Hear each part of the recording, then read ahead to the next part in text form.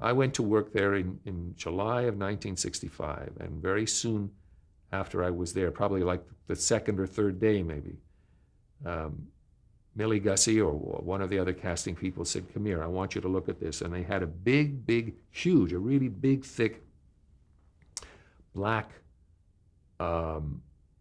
loose leaf binder in which inside were the names of every actor. It was not unlike the Academy Players Directory, except didn't have pictures. It was just the name of virtually all the working actors in the business.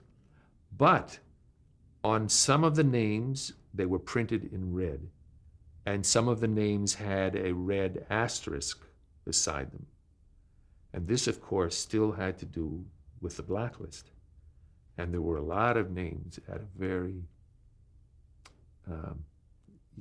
despicable time in this country's history and in this industry's history, in which actors, by association and by whisper and by suspicion, and a lot of it totally unconfirmed, actors whose careers were ruined. You guys are all, much younger than having lived through any of this, but you've certainly, I'm sure, become familiar with all of this. And so that was very disturbing to me to see them. Even this late in the game, you in '65, you still couldn't hire those people. Yes, on the list. right, right. When did that binder go away? Yeah,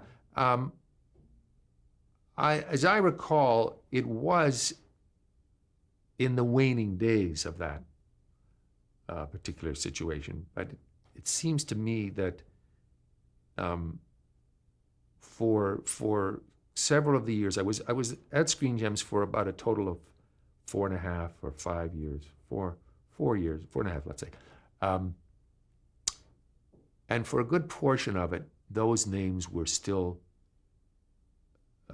in existence and with that notation, and were still, the significance of that notation was still pretty much observed. I think by the 70s, it was much better. Did you know about the blacklist before your casting days? Did you know about it as an actor? Yes, I knew about it. I mean, everybody knew about it. A lot of the most famous cases in the blacklist, not only of actors but of writers and directors, all took place.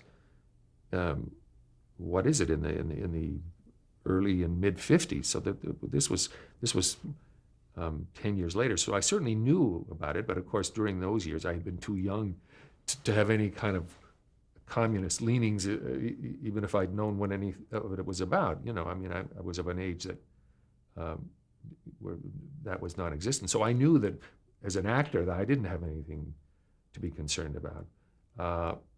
And by '65, when there was still the pressure to observe the blacklist, but nonetheless in kind of liberal show business circles, there was a resistance to the total injustice of it all. You knew that it was an injustice, and that you wished that a lot of these people could work, and you thought it was ridiculous that they couldn't. And but there was still a lot of resistance.